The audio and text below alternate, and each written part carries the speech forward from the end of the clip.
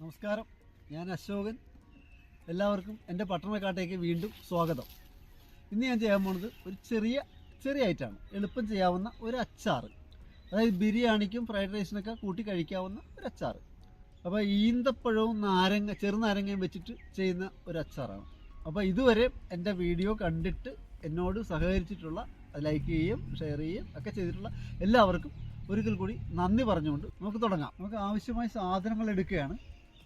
ചെറുനാരങ്ങ 1 കിലോ, ചെറുനാരങ്ങ 1 കിലോ, ഈന്തപ്പഴം, ഒരു 2 തുടം വെളുത്തുള്ളി, 7 പച്ചമുളക്, ഒരു 50 ഗ്രാം കണക്കാലി ഇഞ്ചി, പിന്നെ ആവശ്യമായ കറിവേപ്പില, 1/2 ടീസ്പൂൺ ഉലുവ ഇതിൽ നിന്ന് എടുക്കാം. പിന്നെ അതുപോലെ തന്നെ 1 ടീസ്പൂൺ കടുക്, കായപ്പൊടിയുണ്ട്, മഞ്ഞൾപ്പൊടി, പിന്നെ ഉപ്പ്.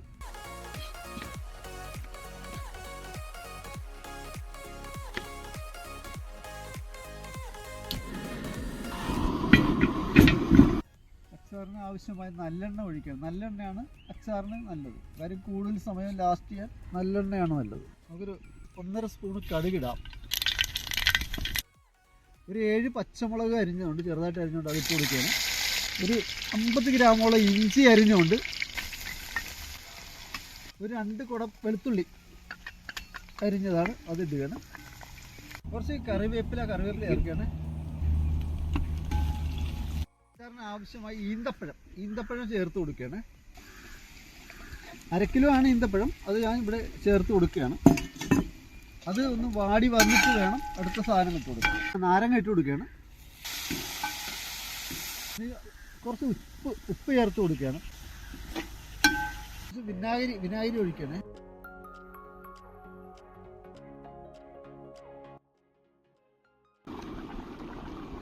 നാരങ്ങ ഈന്തപ്പഴമൊക്കെ പാകമായി വന്നിട്ടുണ്ട്. നമുക്ക് അതിലേക്ക് ആവശ്യമുള്ള പൊടികൾ ചേർക്കാം. അച്ചാർ പൊടി, ഒപ്പം മുളക് പൊടി, കാശ്മീരി ചില്ലി പൗഡറാണ് ചേർക്കുന്നത്.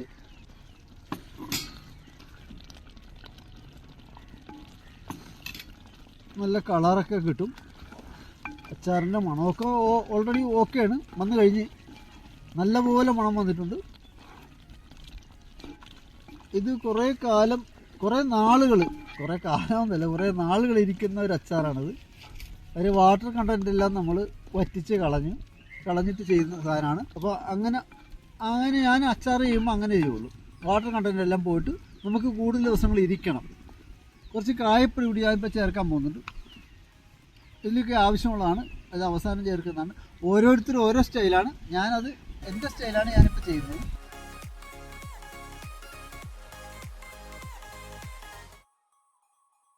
അച്ചാർ എല്ലാവരും ഉണ്ടാക്കുന്നുണ്ട്, ഞാനും ഉണ്ടാക്കുന്നുണ്ട്.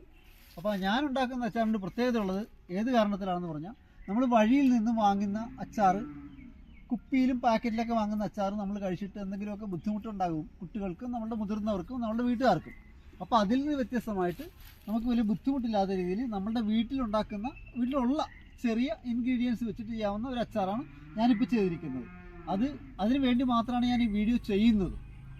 അപ്പോൾ അത് നിങ്ങളത് പരീക്ഷിക്കണം, അത് ചെയ്തു നോക്കണം എന്നാണ് എൻ്റെ ഒരു അഭ്യർത്ഥന. എന്നിട്ട് എൻ്റെ വീഡിയോ കൊള്ളാമെങ്കിൽ അതിനെ ഒന്ന് ലൈക്ക് ചെയ്ത് എന്നെ പ്രോത്സാഹിപ്പിക്കുകയും വേണം.